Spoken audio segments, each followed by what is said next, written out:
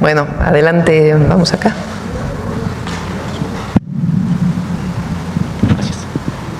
Buenos días, Presidenta. Buenos días, servidoras, servidores públicos. Buenos días a todas y todos. Sósimo Camacho, de Luces del Siglo y del noticiero Luces Mañaneras. Presidenta, hace algunos días la Suprema Corte de Justicia de la Nación decidió no hacer uso de la facultad que tiene para traer el caso en esta situación de Ahuacán. Como usted sabe, bueno, pues se trata de esta empresa que mantiene un litigio con el gobierno y el pueblo de Quintana Roo, quienes están procurando o buscando recuperar el agua como bien público y no como mercancía que se encuentra hasta actualmente.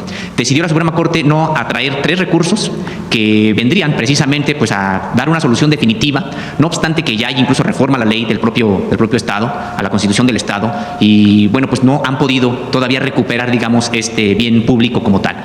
Su opinión, Presidenta, sobre que la Suprema Corte de Justicia de la Nación decide no atraer 3 recursos, lo regresa a un tribunal de circuito que está aquí en la Ciudad de México y que pues solamente alarga más este proceso que ya lleva mucho tiempo y sigue prácticamente en manos privadas el agua de Quintana Roo.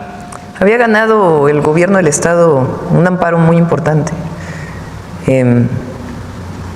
Pues ahora que regresó, más allá de la opinión de la Corte, que hubiera sido bueno que ya hubieran tomado una decisión, pues que este juzgado de distritos pueda revisar bien el caso y poner por encima de todo lo público y el bien de la gente y el agua como derecho humano. Entonces vamos a esperar a ver cómo avanza, pero es muy importante. Fíjense, es una privatización que se dio hace tiempo. La gran mayoría de las privatizaciones, en muchos casos, pero en particular en el agua, han tenido muchísimos problemas. Entre otros, que no se invierte. Entonces se cobra, pero no se invierte. Entonces le cobran tarifas más altas a la gente y el sistema está abandonado. Pues hay fugas, no se arregla, cuando supuestamente el objetivo de la privatización era que funcionara adecuadamente el sistema de servicio público del agua, en particular en Cancún, en Benito Juárez. Entonces, no han cumplido, no funciona bien el servicio de agua potable, no repara y se quieren seguir quedando con la concesión. Entonces, el gobierno del Estado y del municipio ha estado pidiendo que se regrese a lo público. Ganaron un amparo, supuestamente iba a decidir la Corte, decide regresarlo y no tomar una decisión. Pero bueno, en este proceso sí es importante que las y los jueces, los que están ahora y después los que van a venir, que pongan por encima de todo el derecho humano al agua. Lo que en este caso también se pierde la oportunidad es resolver otro tipo de casos que van en el mismo sentido. Está el caso, por ejemplo, de Querétaro, porque no es el único estado de la República con esta problemática, y aquí prácticamente la Suprema Corte de Justicia hubiera podido generar algún precedente y resolver otro tipo de problemas que prácticamente se vislumbran también ya en el horizonte. Bueno, en septiembre vamos a tener nueva Corte. Vamos a esperar que sea una Corte que tenga por encima de todo la justicia. Presidenta, esto que tiene que ver con la impartición de justicia también se concatena con otro tipo de acceso a la justicia que está en la procuración, es decir, en la procuración y en la investigación, me refiero a las propias fiscalías. Quiero presentarle el caso que ocurrió precisamente en la Fiscalía Regional de Naucalpan, adscrita por supuesto, a la Fiscalía de Justicia del Estado de México, sobre pues la detención de manera arbitraria de una persona, profesionista, mujer, en un estacionamiento privado de una tienda de autoservicio, y que se le detuvo supuestamente porque conducía un automóvil robado. Se le detuvo, no le explicaré, ahí tengo el expediente con los detalles, toda la relación de hechos y documentales, incluyendo videos, pero el asunto es que esta persona fue detenida, no fue presentada ante el Ministerio Público, sino en los sótanos de la propia Fiscalía, fue amedrentada y finalmente se le dijo que su auto en efecto era robado, tuvo que pasar 2 días presa, no obstante que su esposo en su momento llevó la factura comprada de una agencia de carácter internacional, bien establecida en el país, los papeles, la carta factura que corroboraban el automóvil, ni siquiera fue, la procedencia del automóvil, ni siquiera fue aceptada en ese momento por el Ministerio Público, y lo que ocurrió, Presidenta, es que se le despojaron del automóvil y hasta que la propia agencia, avisada por la familia, envió a sus abogados, resulta que entonces todo se empezó a resolver y se dieron cuenta que había peritajes alterados, que el automóvil o la denuncia bajo la cual se detuvo a la persona no correspondía con las características del propio vehículo, es decir, una serie de irregularidades que dan cuenta pues de un modus operandi de unas personas al interior de la propia Fiscalía General de la República, y tenemos el expediente, que alteraron documentos para quedarse con un automóvil. Sin embargo, hasta la fecha, y no obstante que ya se aclaró esta situación y la persona está libre, no le devuelven el automóvil porque primero supuestamente no lo encontraban y ahora que lo encuentran en una corralón, como coloquialmente se le dice a este depósito de autos, de grúas Pegaso, resulta que pues está sin llave, está desmantelado, está desvalijado. Entonces, Presidenta, por un lado tenemos una reforma para la impartición de justicia que es muy valiosa, que es muy importante, pero por otro lado tenemos una reforma pendiente que implica a las propias fiscalías y a la Procuración de Justicia. Bueno, dividámoslo en dos. En el caso de esta situación, que nos puedas pasar el caso para poderlo revisar y que en todo caso pues haya de parte del fiscal, si hubo una injusticia, pues las sanciones a quienes cometieron esta injusticia. Y segundo, hemos platicado que vamos a esperar a que pase lo del Poder Judicial y luego ya abrimos pues un espacio de discusión sobre las fiscalías. Pero tienen que consolidarse lo del Poder Judicial para poder pues pasar a otros temas.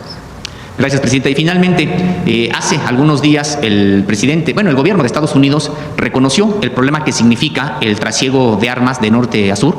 Han señalado que de manera contundente, firme, estarán ahora sí combatiendo el trasiego de armas. Se calcula que en México hay 15 millones de armas de manera ilegal, producto de que durante años ingresaron en una tasa en el sexenio de Felipe Calderón hasta 2,000 armas diarias. Es decir, 730,000 armas prácticamente al año. Hoy la tasa se calcula entre 200,000 y 240,000 armas al año, pero se han ido acumulando. Entonces, preguntarle, Presidenta, sobre esta intención del gobierno de Estados Unidos en los diálogos que usted ha sostenido con él, si por fin han asumido que necesitan frenar el trasiego de armas para también quitarles ese poder que han ido adquiriendo el narcotráfico. Sí, es muy importante. Fíjense, porque hay diferencias también.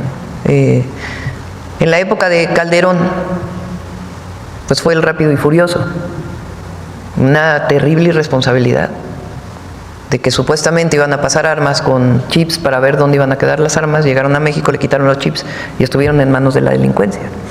Nunca nadie fue sancionado por eso. Ahora nosotros hemos insistido desde las primeras veces de mis llamadas con el presidente Trump, porque él amablemente pregunta, ¿en qué les podemos ayudar? Ha sido varias veces su pregunta, ¿cómo les ayudamos? Entonces ha sugerido cosas que para nosotros pues no son aceptables. Pero hemos comentado siempre dos temas. Uno, la importancia de atender el consumo de fentanilo pues desde una visión distinta. Por eso él ha aceptado varias veces esta campaña o el reconocimiento a la campaña que estamos haciendo sobre el fentanilo. Es decir, el consumo de drogas no solo es un tema de parar el fentanilo, que estamos colaborando, sino de atención como un problema de salud pública de aquellas personas que tienen adicciones. Y por otro lado, la llegada de armas de Estados Unidos a México.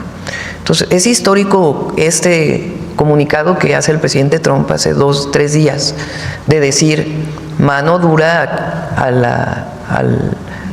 la entrada de armas de Estados Unidos a México. Y a ver si el jueves pido que se presente la información que tenemos de cuántas armas han incautado del otro lado de la frontera. Y esto es bueno, es muy bueno y habla pues de la buena relación que hay con el gobierno de Estados Unidos, en donde hay colaboración, cooperación, un diálogo permanente en temas de seguridad con respecto a nuestras soberanías y a la inviolabilidad, vamos a decir así, territorial. Presidenta, es que además del gobierno estadounidense, que identifica incluso con nombres a los cárteles del narcotráfico y también a los integrantes de estos cárteles, nunca ha identificado ni los nombres de los cárteles ni los nombres de las personas que integran a estas organizaciones que trasiegan precisamente armas. Y también preguntarle, desde el lado mexicano, ¿qué se puede hacer precisamente para, dentro de lo posible, frenar este alud de armas que viene de norte a sur, sobre todo en las garitas, en todos aquellos lugares que son ingreso también, que han sido ingreso de armas desde Estados Unidos a México? Ha habido también una parte muy importante de incautación de armas, así como hay incautación de droga, como hay destrucción de laboratorios de metanfetaminas, permanentemente ya ha crecido de manera importante, está la incautación de armas. Y por otro lado, desde atención a las causas, el programa de Sí al Desarme, Sí a la Paz, que también ha sido muy importante porque son un número muy importante de armas cortas, de fusiles y granadas, de armas largas, incluso granadas se han entregado 2.500 en este son proceso. Más o menos las que han recuperado en este estopines, muchos que ha entregado voluntariamente la gente, y eso también es importante. Gracias, presidente. Gracias. A ver acá. Gracias, Presidenta. Muy buenos días a todos. Juan Fierro, del periódico tiempo.com.mx y puentelibre.mx en Ciudad Juárez. Presidenta, en el tema de la carta que envió a Morena, tras este decálogo que se votó y se aprobó inspirado en su carta, militantes comenzaron a culparse entre sí. Un ejemplo de ello es que en el caso del llamado turismo político, no tardaron en señalar al senador Fernández Noroña. También otros creen que tienen rienda suelta porque no se aprobó nada en el tema de las campañas anticipadas. Sí se aprobó, ¿eh? Eso me lo preguntaron ayer. Pregunté ahí al equipo que por qué decían eso y me dijeron que lo que pasa es que se cambió de un transitorio a un punto del resolutivo final. Pero no es cierto que no se haya aprobado, ¿eh? Okay. Sí se aprobó. Entonces, nada más tomando esto en cuenta, Presidenta, los señalamientos, pues, que donde se están apuntando los mismos miembros de Morena, preguntarle, ¿ese era el espíritu de la Presidenta en su carta, que se empiecen a señalar, pues, de esta manera? ¿Y cómo debe permear, el decálogo en los militantes? No, es normal, pues, que haya debate, que haya discusión, qué bueno. Pero hay mucha unidad en el movimiento de transformación con el pueblo, que es lo más importante. Por supuesto que hay quien le gusta, pues, estar haciendo grande, pues, un debate ahí interno. Pero no, yo vi muy bien lo que ocurrió el domingo y hay mucha unidad en el movimiento. Y lo más importante es la unidad con el pueblo, que es por encima de todo lo primordial. Gracias, Presidenta. En una segunda pregunta, que es el general Miguel Ángel López Martínez, comandante de la 30ª Zona Militar en Tabasco, calificó tendenciosa la encuesta que publicó el INEGI, en donde se mide la percepción de inseguridad. Declaró que la encuesta nacional de seguridad pública urbana debe actualizar su metodología. A partir de, pues, estos señalamientos, Presidenta, ¿usted considera necesaria alguna actualización al interior del INEGI, ya sea en sus metodologías, que utiliza actualmente? Pues no sé por qué haya comentado esto en particular. A veces hay resultados en seguridad en un mes y la percepción o las encuestas tardan 2-3 meses o la ciudadanía tarda 2-3 meses más allá de la encuesta en reconocer la tendencia de disminución. No es algo automático y es natural. Pues si hubo una situación de inseguridad y va bajando, pues la gente de todas maneras tiene el recuerdo de lo que está pasando. No es algo que pase automáticamente. Pero Tabasco se está haciendo un muy buen trabajo. El gobernador está haciendo también. Todos nuestros gobernadores son de primera y Javier May, pues, es extraordinario. Y ahí hubo un cambio en el gabinete de seguridad, así lo consideró el gobernador, y ha bajado bastante el número de homicidios y otros delitos. Entonces se va a ir reconociendo por parte de la ciudadanía este trabajo que tiene que hacerse de manera constante. Entonces, más allá de entrar al debate si tiene que cambiar o no la metodología, pasa que aunque bajen los números, se requiere un poco más de tiempo para que cambie la percepción de la ciudadanía, y eso, pues, tiene que ver con la constancia en que la tendencia vaya disminuyendo. En la Ciudad de México, por ejemplo, que goberné, en el primer año tuvimos un pico importante los primeros meses y luego comenzó a disminuir el número de homicidios. Y fue hasta el segundo año que ya comenzó a cambiar la percepción de la ciudadanía de que, en efecto, la ciudad era cada vez más segura. En el 2018, 98% de las personas consideraban que la Ciudad de México era insegura. En el 2024, ya 56%. O sea, hubo una disminución o una mayor percepción de seguridad. Pero lleva su tiempo también que haya un reconocimiento de la ciudadanía de que las cosas están cambiando. Gracias, Presidente.